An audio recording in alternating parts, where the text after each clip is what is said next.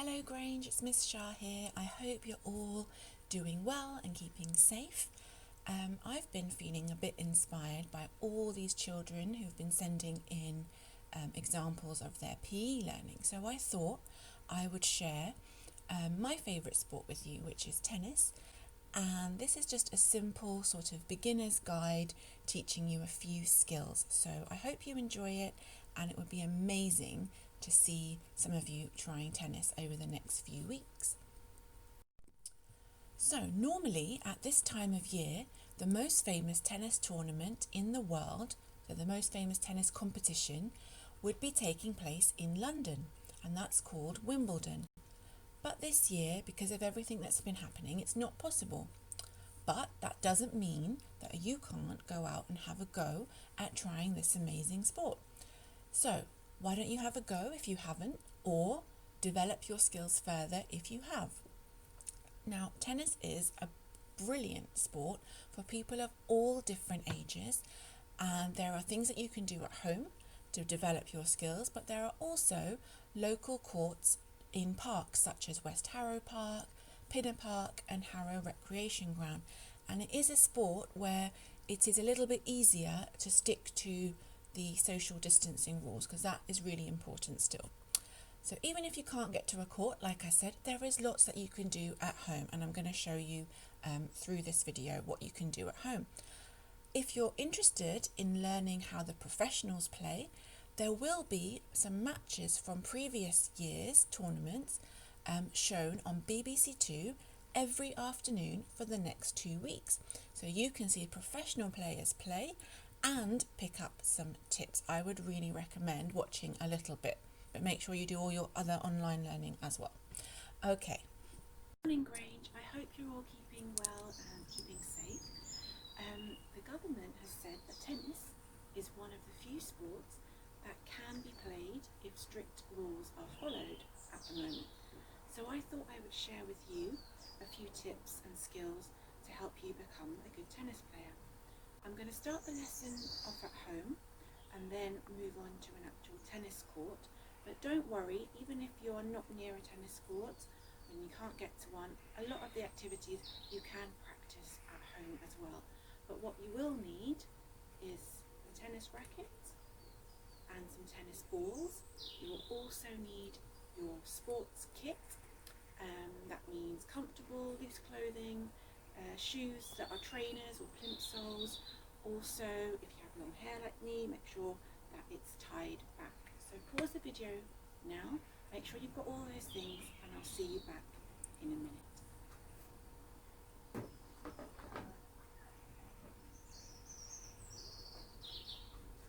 Okay, well done. Now we need to start just like we would start any PE lesson or PE activity, by warming up our bodies, okay? And tennis players use their whole body. So we are going to start right at the top with our head and our neck, okay? And I just want you to gently stretch to each side.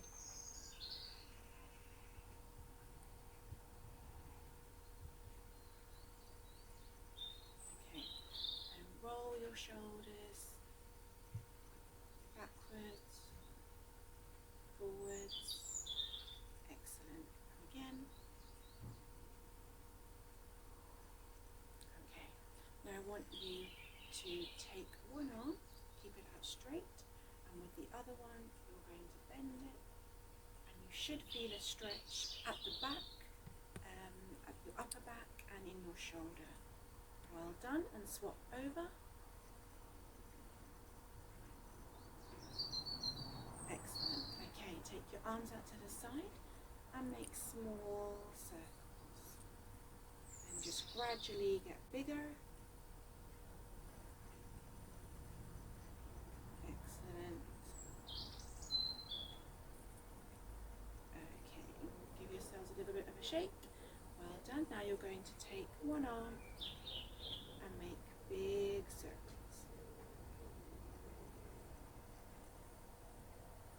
Okay, do the same with the other arm.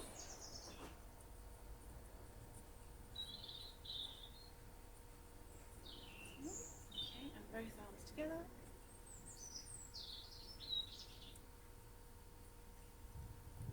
Well forwards with one arm and backwards with the other. A little bit tricky.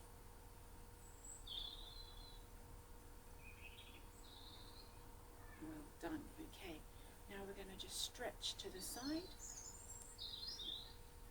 Excellent. And the other side. And one more time.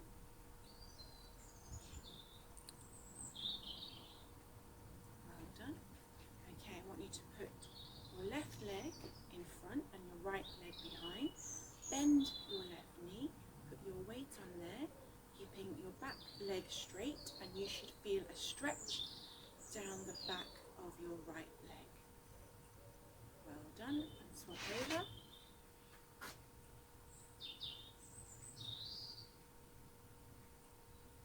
Excellent, just give yourselves a shake, and we are now ready to go to the tennis court. I'll see you there.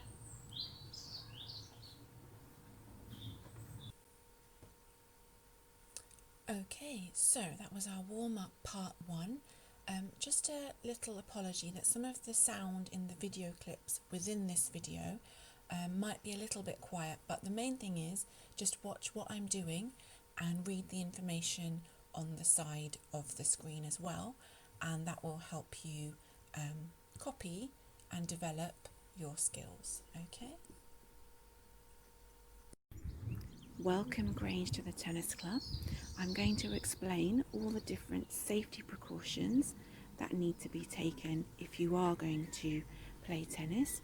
As you can see, there are signs around, markers on the ground, and the door is open so you don't have to touch it. And I'll explain all of that in the next part of the video. Okay, so this tennis club is called Headstone Tennis Club. It's in North Harrow, and a couple of years ago we had coaches from this club come to Grange, and they did lots of tennis sessions with children in all different year groups, and then after that a few Grange children got to play tennis at the club. So if you are interested in seeing what it's like or joining, please let me know and I will give you some details. But in this time we have to make sure that we are keeping ourselves and others safe, because although tennis is a sport where it's a bit easier to keep the social distancing, we need to really make sure that we are doing that carefully and consistently.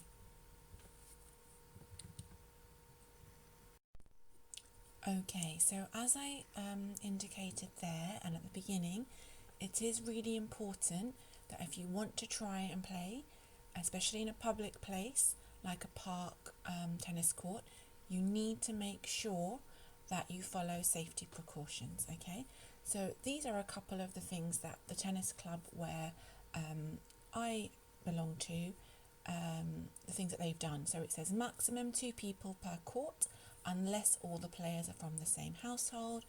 Only handle your own racket and personal marked tennis balls. A couple of other things. Maintain social distancing, washing your hands, etc. Okay, so be sensible. Hi Grange, I'm just going to start by explaining to you the different parts of the tennis court. So we have up here the net, which I'm sure you all know, the doubles line, and we move across to the singles line, and together these two are called the tram lines. Then we have the centre line, which meets up here,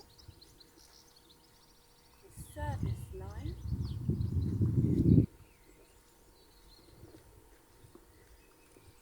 and then the base line, where we would start a point from. And right here, this little mark here is called the centre mark. And I'm going to explain a little game that you can do as a warm-up in the next part of the video. Okay, sorry if that was a little bit quiet, but hopefully from the picture with all the lines labelled, you can see exactly what they are called, okay? Remember, the tram lines is what we call the singles line and the doubles line together.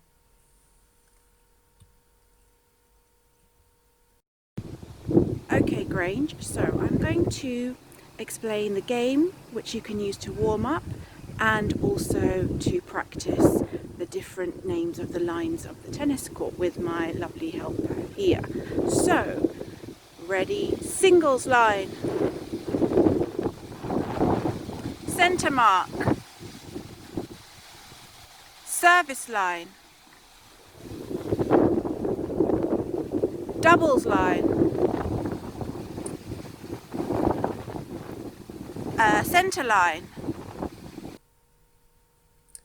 Okay, so if you've got brothers and sisters that you could practice the tennis lines with, you could make it into a little bit of a race. So one of you calls out the tennis line that you need to run to, and then you could race your sibling to try and get there first, okay? Okay, so if you can't get to a tennis court, please don't worry. You could always be creative and have a go at making your own one in a garden if you have one, or if not, perhaps in a park. So I had a go at this, and I've used some bamboo sticks to mark out the different parts of the court. Okay, it doesn't have to be big, or if you've got like a patio kind of area, a bit like the surface of our playground, for example, you could draw the court with some chalk. Okay, then ask somebody in your household to call out the different names of the line. So for example, baseline. And then depending on how much space you've got, you could run, you could jog, you could hop, maybe you could skip to the different lines as the other person calls them out. Okay, so just a way to remember the different names of the lines and also get your bodies a bit active. Right, in the next little video clip, we're going to see how to hit a forehand. Okay. Show you how to hit a forehand. So you hold the racket in the hand that you would normally hold your pen or pencil to write with, your dominant hand. Okay. Then what you need to do, you're going to bounce the ball and hit it over the net, but you're going to bring your opposite foot forward, your left foot, and you're going to bring the racket from low to high and finish over that left shoulder. And one more, bounce, and okay, have a go at that. Okay, so remember, one hand on the racket when you hit a forehand, and that is usually the one that you would write with in school. Okay, so for me, it's my right hand. You need to take the racket from low to high. Okay, so you face the net, so you're parallel to the net. Take the racket from low to high. As you're doing that, you're going to step forward with your opposite foot. So for me, it was my left foot. Then I'm going to swing, brush up the back of the ball and finish over my left shoulder. Okay, so have a go at practicing that, and then we're going to have a look at the backhand. Backhand, you need to have two hands on the racket normally. Some people do it with one hand, but I think it's better to start with two. So for me, I would have my left hand on the top and my right hand on the bottom. And then you're going to take it from low to high, but you're going to step forward with your opposite foot. So for me, my right foot. Then I end up with it over my right shoulder. Okay, let's have a go.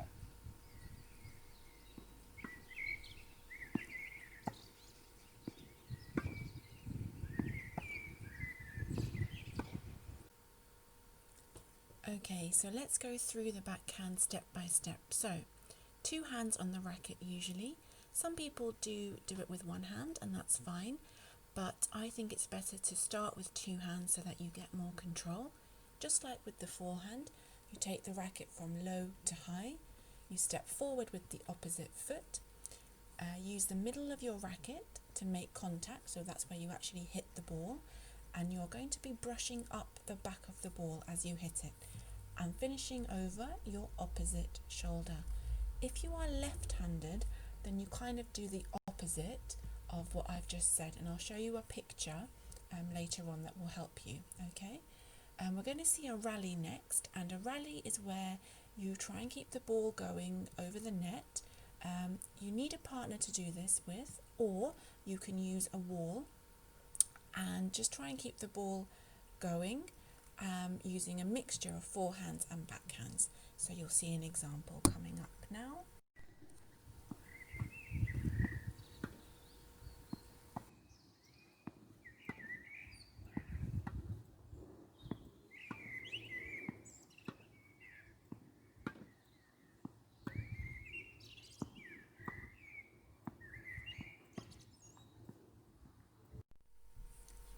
Okay, so here are some ways that you could practice your tennis at home.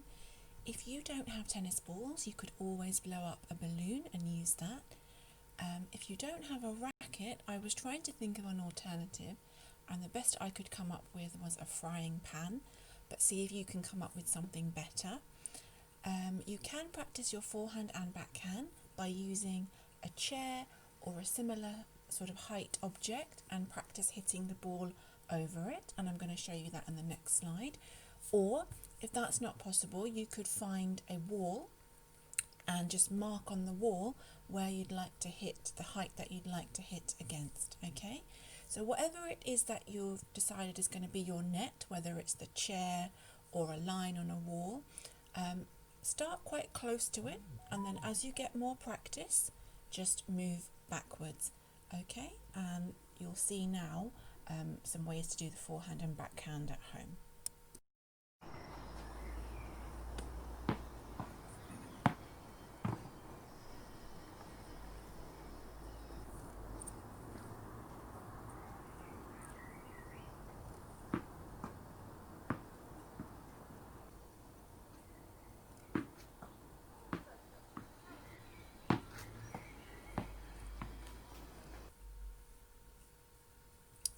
Okay, I haven't spoken very much about how you actually hold the racket, and that's because there are different ways to hold the racket, but the important things to remember are you have to hold the racket on the grip, so on that bottom part of the racket.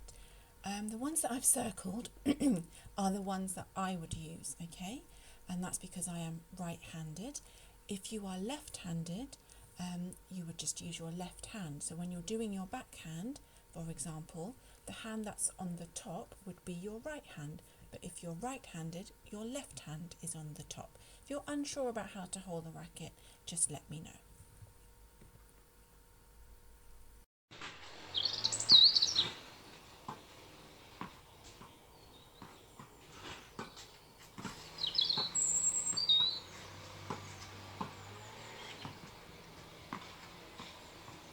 Okay, so there's a little example of how you could try a rally at home. You probably noticed that I wasn't able to let the ball bounce all the time before hitting it, okay? So that's fine, and that shot is called a volley. That's when you don't let the ball bounce and you do less of a swing, it's more of a punch, and maybe I could show that to you another time. And remember, I would love, love, love to see what you've been up to in terms of tennis. So email me, ask me any questions, let me know if you managed to watch some on TV. Stay safe, everybody, and speak to you soon.